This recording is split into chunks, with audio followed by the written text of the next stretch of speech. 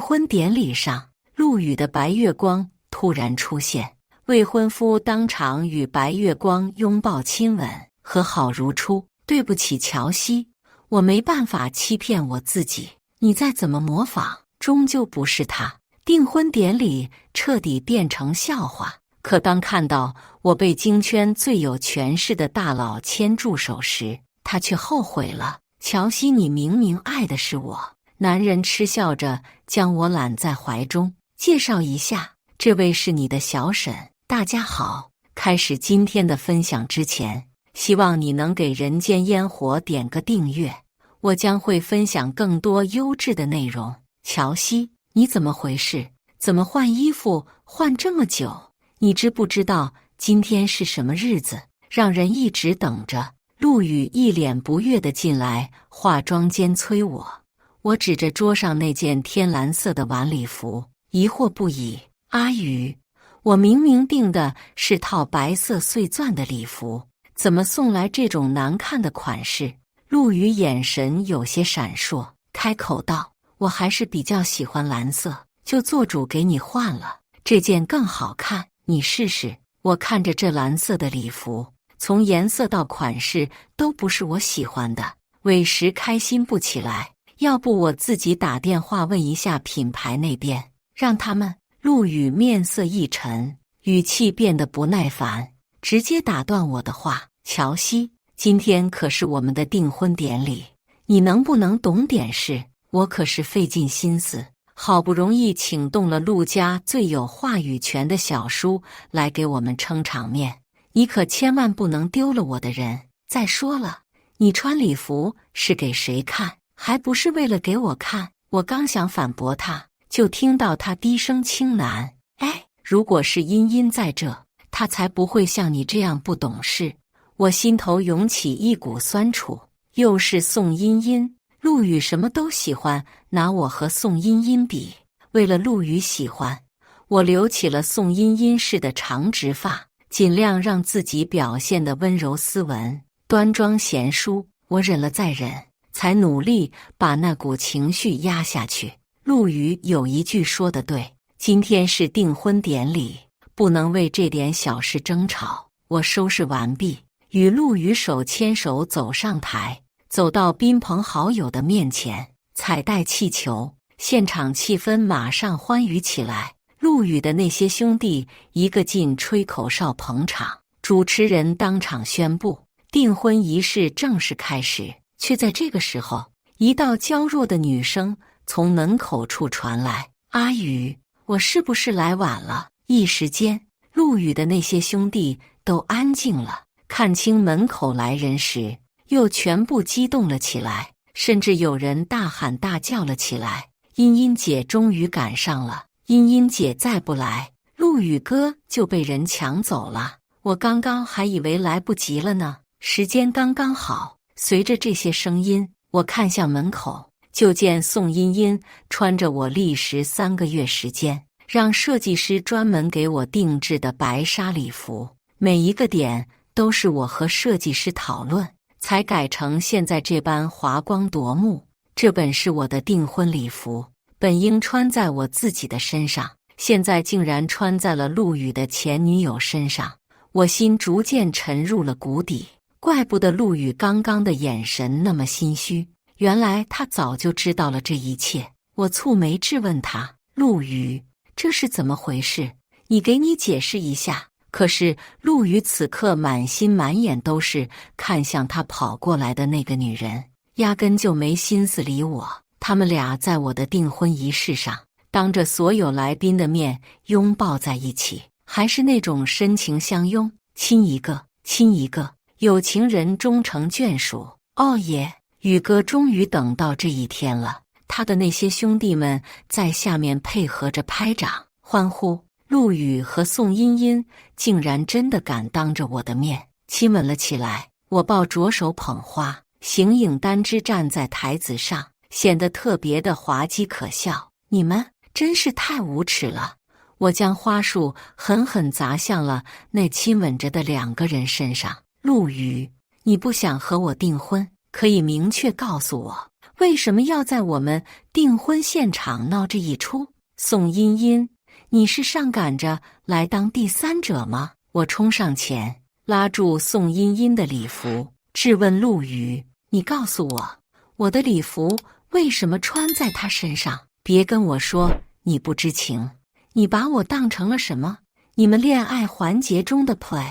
陆羽一把拍开我拉住宋茵茵衣服的手，漫不经心道：一件衣服而已，我在公司天天那么忙，又怎么会关心这些小事？当即就有兄弟跳出来：别怪宇哥，他不知情，这一切都是我们瞒着宇哥策划的。宇哥和茵茵姐本来就是一对，要不是因为你插足，他们肯定不会分开。这些人简直就在这里信口开河。我当初认识陆羽的时候，正是他失恋遭到宋茵茵无情抛弃的时候，现在这些人竟然开口就来，现场造谣，信口雌黄。我冷笑，直直看向陆羽的双眼：别告诉我今天的事情，你一点不知情，都是你兄弟们的主意。我不信，你明明什么都知道，对不对？陆羽眼神躲闪，有些不敢看我。不是的，乔西，我是真的不知道茵茵回国了。这时，宋茵茵拉住陆羽的手，一脸坚定地看着我：乔西，是我不好，你别怪陆羽哥哥，是他们自作主张给我寄了礼服，鼓励我让我来抢亲。陆羽哥哥事先并不知道我能来的。我快被气笑了，指着围在我身边的这些人：姓陆的，你别在这装无辜了，只有你知道我特别定制礼服的事情，为什么要搞这一出？你是怕宋茵茵不来，拿我当备胎是吗？你们真让我恶心，渣男渣女！我祝你们永远锁死在一起。陆羽脸色发黑：怎么说话呢？我俩这是两情相悦，情不自禁，你怎么能这样骂人？你这么粗鲁，你太让我失望了。宋茵茵也笑着向我投来挑衅的目光，柔柔弱弱地缩在陆羽怀中：羽哥哥，对不起，我也不想这样的，可是我没办法欺骗我自己，是我错了，我现在就走，是我打扰你们了。陆羽一把将人拉回怀中，对我略带歉意地开口：对不起乔西，我跟你说实话吧，我实在没办法欺骗我自己，无论你再怎么模仿，你也终究不是他。我简直都要气笑了。陆羽，当初死皮赖脸缠着我，追着我，不让我离开的人是你，你就是一个骗子。宋茵茵一脸紧张，紧紧依偎着陆羽：陆羽哥哥可没骗你，你看他都愿意将我们当初订婚时订的那套蓝海洋礼服给你穿，可见他还是挺重视你的。什么？我听了他的话，心中更是怒火中烧。原来连我身上的这套蓝色礼服也是当初他们准备订婚时准备的。陆羽他准备做什么？数物思旧情人，我难道是宋茵茵的替身吗？血气上涌，我一巴掌就扇在陆羽的脸上：人渣，骗子！我正准备打第二下，他的那些兄弟挡下。做人要讲良心，当初唐人街枪案要是没有陆哥救你，你早就死800年了，你怎么一点也不感恩？就是茵茵姐就是因为这件事误会了宇哥，才造成今天的局面，现在只是拨乱反正而已。我深吸一口气，扯下了头顶高高挂着的喜宴横幅，将那些祝福统统踩在脚下。做完这一切，我神情淡漠盯着陆羽：姓陆的，为了报恩，这3年我付出的足够了，我为了你心中的白月光，一忍再忍，总想着让你开心，去他妈的报恩！从今往后，你我2人桥归桥，路归路。走出熙熙攘攘的宴会厅，瞬间连呼吸都顺畅了许多。为了陆羽，一直努力扮演乖乖女的形象，这么多年，我终于可以做回我自己。什么狗屁报恩，什么狗屁爱情，全部都抛在脑后。呵，你还真是一点也没变。”一道慵懒带着磁性的声音漫不经心在我耳畔响起。我回头认出来人，原来他就是陆羽的小叔陆之涵。紧接着，一辆黑色卡宴驶过来，停在了我面前。司机上前替男人打开车门，陆之涵坐进去后，我猛地钻进司机还没来得及关上的车厢里，迎上男人那道探寻的目光。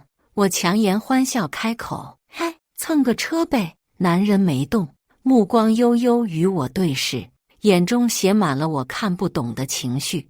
我也真是被愤怒冲昏了头脑。之后觉得想起来那些听来的传闻，陆羽的这个刚刚回国的小叔叔，在国外可是有背景，手握大权、杀伐狠厉的那一类。我抿抿唇，一时间心虚不已，手搭上车门把手，不行就算了。谁知对方竟然再次轻笑出声：“好啊，你同意了。”我吃惊，一时摸不清对方态度。不是说这位小叔叔性格暴虐、生人勿近的吗？难道传闻有误？这时我才隐隐闻到那股好闻的松木香气，是我最喜欢的味道。陆之涵开口后，车子启动前行，将我送到了另一家酒店门口。陆之涵看着我走进酒店后，冷声吩咐，让人再去给宋茵茵传消息，告诉她投资取消。我在江市没有朋友，这次来江市就是为了和陆羽订婚的。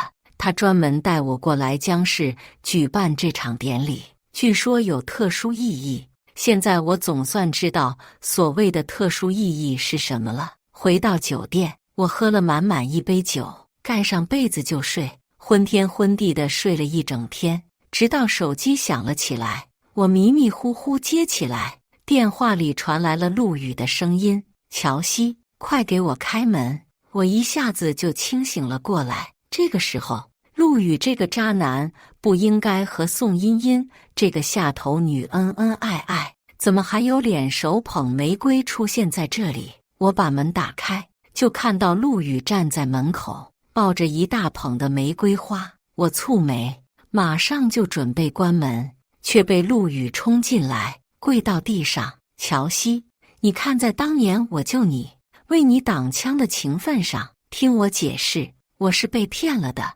之前公司资金链断了，宋茵茵和我兄弟说他能给我拉来一笔巨额投资，我厌恶后退一步。你是想说，你是为了钱才与宋茵茵和好？那我算什么？”陆羽试图拉住我的衣角：“我喜欢的一直都是你。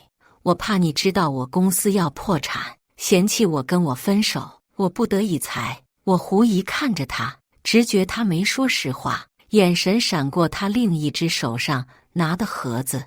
这不是我之前为订婚仪式订的全球限量版鞋子吗？我恍然大悟，你知道了我的身份。陆羽闪烁的眼神将他出卖。见我没生气，他赶紧从地上爬起来，殷勤地说：“乔西，你瞒得我好紧，要不是人家送货，我都不知道你是京城首富乔家的千金小姐。”我冷笑，随手将那鞋盒扔在一旁。那又怎么样？知道我的身份后，我在你心中的地位就水涨船高了。陆羽伸出手来，连连发誓：“乔西，我对你绝对是真心的。当初我可是不顾危险，拼了性命才把你救了下来。从那个时候，我就对你一见钟情，情根深重，我都快笑出声来了。那么这些年，你总说我不如宋茵茵，再怎么学也不像她，是我幻听还是做梦？”陆羽脸色涨红一片，一把搂住我：“乔西，再给我一次机会，我错了，我真的错了。”我正想将人推开，就见宋茵茵从门外冲了进来：“乔西，你不要脸，陆羽哥都不要你了，你还这样上赶着贴上来，勾引陆哥哥，简直就是婊子娼妇！”宋茵茵尖锐地叫着，冲向陆羽身边，一把推开我：“羽哥哥，你不要上这个女人的当。我查过了，京城首富乔家只有一个女儿，已经结婚生子，年纪大了，根本就不是乔西。你被骗了。陆羽半信半疑，不过依然选择推开宋茵茵。茵茵，我和你说得很清楚了，我们之间结束了。宋茵茵向我投来恶毒的目光，恨恨道：是不是他跟你说了什么？羽哥哥，你相信我，我一定会帮你拉到这笔投资，你不要听信谣言。陆羽矢口否认。茵茵，跟投资没关系，我们分开3年了，我根本就不喜欢你，我心里真正喜欢的一直是乔西。他很大力地将人推出门口，大力关上门。宋茵茵，我们是不可能的，你不要再纠缠我了。将人推出去后，陆羽一脸邀功地看向我。乔西，我那天是被猪油蒙了心，你走后，我的心里突然空落落的，脑海中全都是你的影子。我来找你，不是因为投资，也不是因为你的身份，是我终于认清了我自己的内心。我看这场戏剧终于落下帷幕，冷笑着将门打开。你是自己走出去，还是我把你扔出去，将人轰出去？我感觉终于清静了。这些年，我究竟有多下看上这么个恶心东西？有时候，我觉得陆羽的表现完全和当时救我时不一样，就像2个人一样，晃晃脑袋，渣男而已。我已懒得再探究。为了转换心情，我去了酒吧，只喝了几杯，突然就头昏起来。离开时，没有察觉到宋茵茵那双恶毒的眼睛，跌跌撞撞来到我住的那一层。酒店的房卡却失效了，刷不开房门。我依靠门边坐了下来，裙摆垂下，露出了大腿上的枪伤弹孔。3年前，我在北美经过唐人街时遭遇了敌人袭击，子弹穿透了我的大腿。我艰难地爬进小巷子，却又遭遇敌人。意识逐渐消失前，有个亚洲男人救了我，他抱着我跑了好久，身上有着好闻的松木香气。在我即将失去意识前，男人为了救我，后背中了枪，炙热的鲜血喷溅了我一脸，也模糊了我的视线。半个月后，我才从医院醒来。当时有人告诉我，救我的人叫陆羽。半年后，我为了寻找恩人，我回国了。找到陆羽时，凑巧他失恋了，他的兄弟们都很担心他会想不开，我便自告奋勇，一直陪在他身边。没想到时间长了，陆羽竟直接央求我做他女朋友。他当时开玩笑说：乔西，你不是要报恩吗？要不你当我女朋友吧。都说治愈失恋的创伤最好的方法是开启一段新的恋情。头昏昏沉沉，我有点不由自主地想睡。不对劲，我现在的这个状态不正常。我努力让自己保持清醒，扶着墙边一步一步向着电梯移动过去。但安全门那里突然冲出2个黑衣男人，架起我来就往昏暗的长廊尽头那边拖。我想挣扎，可是要进上来了，身上瘫软无力。忽然一个身影从侧面袭击，将2人踹翻在地。我脑袋虽混沌不堪，可是这画面如此熟悉。小东西，你可真不让人省心。男人轻笑，将我横把在怀里。他这句话响起，在我心中凭空劈起一道闪雷。3年前遭遇敌袭的情景再次浮现，一个难以置信的念头生了出来。我忍着燥热与昏沉，抬手扯住陆之寒的衣襟，声音暗哑：当年救我是你。我不记得陆之寒有没有回答我了，只记得浑浑噩噩地陷入了长久的黑暗中。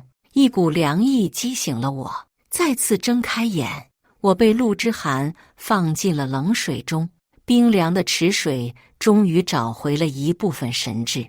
我发现陆之寒原本英俊冷冽的脸颊上，东一块西一块，印满了唇印，看那艳红的唇色，我心虚不已，分明就是化妆师给我涂的马丁红色。醒了，感觉怎么样？陆之涵见我睁眼，开口询问：“你被人算计，中了药？”他的眼眶充满血丝，声音竟然比我的还要沙哑。一个荒唐的念头涌上心头，他在担心我。谢谢你，我开口致谢。陆之涵撕开口服药液给我吃下去，吃一点，补充体力的。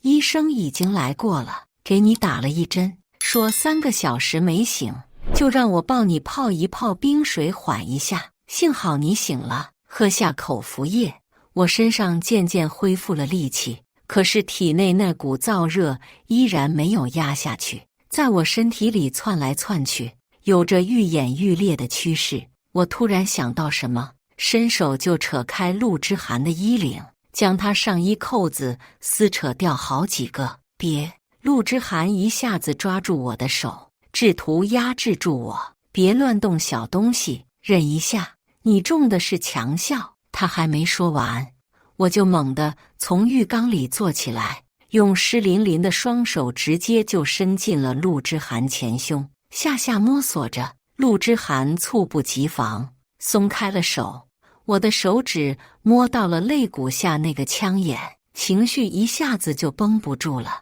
我一把抓住陆之涵的衣领，将他拉近我的脸。为什么？当年救我的明明就是你。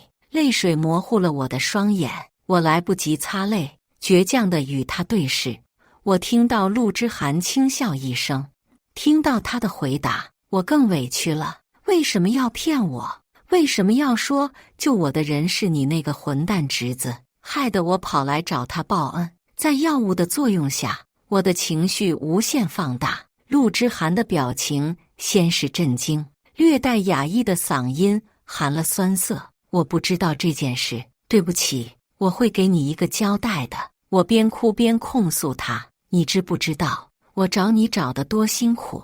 医生告诉我说救我的人叫陆羽，我就特意回国来找他。他们告诉我是陆羽，我哭得上气不接下气。我不要你的什么交代，我不要。陆之涵面色已经铁青，声音中带着怒不可遏的火气和暴力。他们怎么敢？我抽泣着继续控诉他。为了报恩，我整整陪伴了那个渣男3年，我容易吗？我差点把我自己给搭进去，结果错了，全错了。那个人根本不是他，什么要骗我？你这个混蛋，混蛋，为什么不来找我？呜咽着，泪水似断了线的珠子般没完没了。我只顾着倾诉我的委屈，没想到陆之涵一把将我搂进怀中，湿淋淋的纱裙入水后仿若无物，我的脸颊再次燥热了起来，身上的热浪一阵高过一阵，与他的肌肤真正相亲时，再也克制不住自己，那股邪火几乎要将我吞没了。潮涌翻滚，我煎熬的仰头呐喊，发出来的声音却变成了阵阵嘤咛。陆之涵，帮帮我，快点帮我，我要死了！我不再克制，急切地寻找他的脸颊，他的鼻翼，他的唇。在百般不得法的瞎亲亲摸之后，我忍不住出声：陆之涵，我要你！炙热的身躯交织在一起，炽热缠绵。好。头顶传来陆之涵宠溺的声音，我再次被他抱入怀中。回到卧室里，他低沉的嗓音在我耳边轻语，温热的鼻息萦绕在我脸上。小东西，你知道吗？这些年，其实我也一直在找你，直到看到陆羽在家族群里发的你们的订婚照，我才意识到，我害怕错过什么。我心中一片狂热。这一刻，感觉心脏都要跳出胸膛。他说，他一直在找我。他说他害怕错过。我笨拙地吻着他的眉眼、额头、鼻尖，最后落到他的唇上。乔西，西西，我的女孩，对不起，我来晚了。陆之涵在我耳边呢喃着，一遍遍神情呼喊着我的名字。他的声音低圆醇厚，传入我耳中，愈发勾起体内的火热的欲望。药物燃起来的欲火几乎快把我灼烧成灰。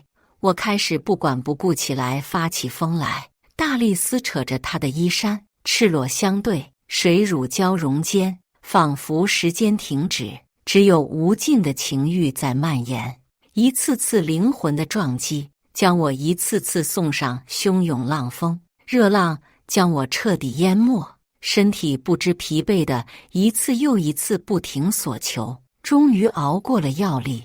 我虚弱无力地瘫软在他怀中。昏暗的房间里，两人紧紧相拥，我能感受到他的心跳如鼓，抚摸着他胸口的枪伤，忍不住开口，声音都变得娇软下来。没想到第一次会是这么疼这么累。陆之寒轻笑，怜惜道：我也没想到，是我做的不好，没经验，弄疼了你。我越想越委屈，没想到第一次竟然是我主动，气死我了！让我查出是谁害我，一定不能放过他。陆之寒轻吻我的脸颊，声音冷冽：放心吧，我的人已经在查了。其实我心中隐隐还有点感激这些害我的家伙，不然恐怕我与陆之寒这次又要失之交臂。睡到中午时分，我才醒来。陆之寒让人送来了礼服，陪我回家。我有些睡眼朦胧，一时没反应过来，回谁家？陆之寒轻轻刮了刮我的鼻子，回陆家老宅，今晚有家宴。我一下清醒过来，家宴？不是，你们陆家家宴？我去干嘛？我们昨晚才在一起，这速度坐火箭也没这么快的吧？我不去，我是外人。我赶紧推辞，再次滑入被子里蒙头。开玩笑，我和陆羽的事情刚闹成这样，转头我又和他小叔搞在一起，我这样子跟着人回去，指不定要在他们陆家翻起怎样的波澜。你不是外人。陆之寒将我挖出来，用额头轻轻碰碰我额头。一会我们就去领证，领证后你是我太太。这次我是真的惊愕了，一咕噜地爬起来，瞪大眼睛。你是认真的吗？我们昨晚才……陆之寒深深看着我，阳光洒在他俊朗的面容上，晃得我有些出神。傻瓜，我整整找了你3年，我不会再让你从我身边溜走。夜幕降临，陆之寒临时有事要处理，他说离开15分钟。我坐在宴会角落，安心吃着点心，等他回来。眼神一晃，我竟然看到陆羽挽着宋茵茵走了进来。这对渣男渣女，不是昨天还在我眼前上演大反水，今天又和好了。真小人配伪善女，真希望他们永远锁死在一起。幸好我坐的角落比较隐秘，他们没有发现我。陆羽哥，你放心，我已经搞定了投资的事情，下个星期他们就会派团队过来签合同。茵茵，对不起，是我错怪了你。陆羽哥，这下你相信我了吧？那乔西真的就是个心机女，她故意制造误会，让你误以为她是名门千金。幸好我有人脉，找人去查，才知道乔家根本就只有一个女儿，压根没听说还有这样一个小女儿存在。他们站在离我不远的地方，大名其鼓地议论我，我听着实在是厌烦无比，却又特别的庆幸自己早日看清了渣男本质。我转身正要离开之际，背后传来宋茵茵的声音：乔西，你怎么在这里？你该不会死心不改，想死赖着陆羽哥，竟然还混进陆家家宴？你脸皮可真是太厚了。别以为陆羽哥哥对你有恩，救了你一命，你就有理由一辈子缠着陆羽哥。陆羽这时也看到了我，他将宋茵茵揽在怀里，语气讥讽道：乔西，你也老大不小了，趁早早点为自己打算。我知道他极恨我在酒店里不给他留情面，我懒得跟渣人计较。狗咬人，人不一定要咬狗。可是他的那些朋友不肯饶过我，怪不得陆羽把他给甩了，原来这么难缠。是啊，这都追到这里来了，这脸皮也真够厚的。这妞长得火辣，颜值又高，我喜欢。陆羽哥，你不要可以让给我，嘿嘿嘿。宋茵茵娇笑开口，人要脸树要皮，光脸皮厚有什么用呢？做人呢，就要有自知之明。随着周围这些不和谐的声音响起，我眯起眼睛，正打算开口，手被人轻轻牵住，一个清冷的声音插进来：在做什么？我回首与陆之涵对视，展颜一笑。陆羽愕然，死死盯着我们牵在一起的手。小叔，你们这是？男人宠溺地将我揽在怀中，介绍一下，这位是我合法妻子，你要叫她小沈。随着话音刚落，周围死寂般宁静，少卿才发出一阵阵的惊呼声。陆羽脸色发青，一脸不可置信地看着我们。陆之涵身边的那人突然大叫：乔小姐，真的是你？见我有些疑惑，那人解释：我是你哥的至交好友，你小时候我还见过你呢。见众人不解的眼神，他继续说道：众所周知，京城首富乔家有2个女儿，但小女儿一直在国外发展，这些年很少出现在人前，所以很多人不认识乔二小姐。陆之涵也有些惊讶，双手对我作揖，没想到我太太还有这样的身份，看来是我高攀了。我见他作怪，噗呲笑出声来，又被重新揽在怀中。陆羽却死死看着我：乔西，原来你真的是。我只觉这人变脸速度接二连三，赶上了川戏的程度了。乔西，陆羽还待再说什么，却突然接收到陆之涵那冰寒的眼神。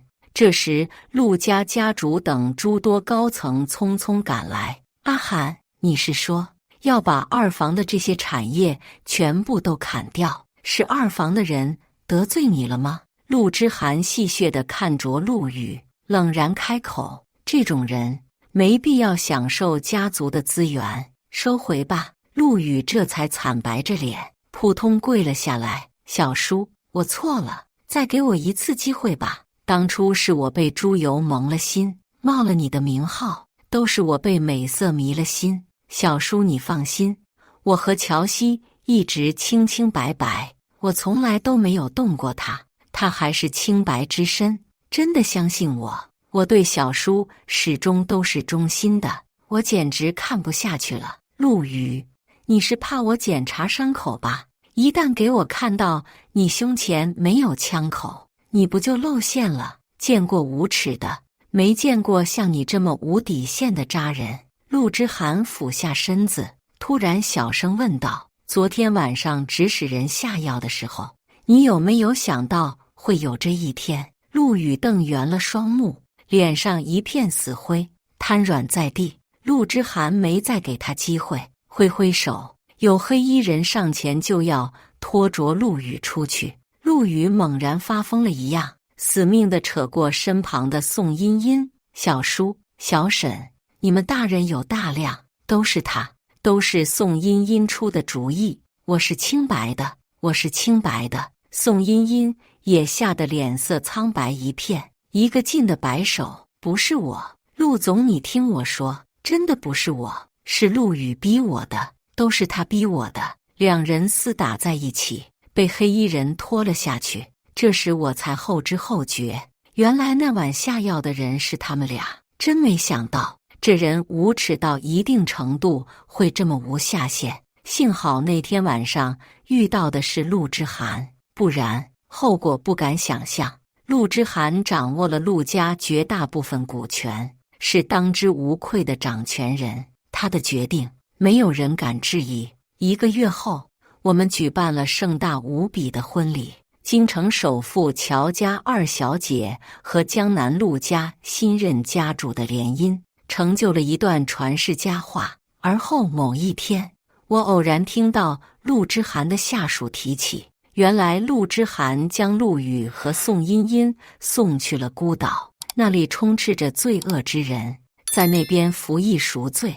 不知道这对被锁死的渣男渣女会不会一边亲密劳作，一边感恩着陆之寒的不杀之恩。在我们生了第2个宝宝的时候，听说陆羽疯了，把宋茵茵推下大海，为了杀鱼，而陆羽本人也被2房的人嫉恨折磨致死。听到这些消息，我心中并无任何波澜，烂人烂事不值得我浪费心情。我和陆之寒正忙着左搂右抱2个宝宝，环球旅游度假呢。晚霞映满天空，为这一幕其乐融融的幸福镀上了一层温柔的彩霞光芒。岁月静好，人间值得。以上就是今天分享的故事，大家有什么想说的、想吐槽的，欢迎在下方评论交流，也更希望能给人间烟火点个订阅，我将会分享更多优质的故事内容。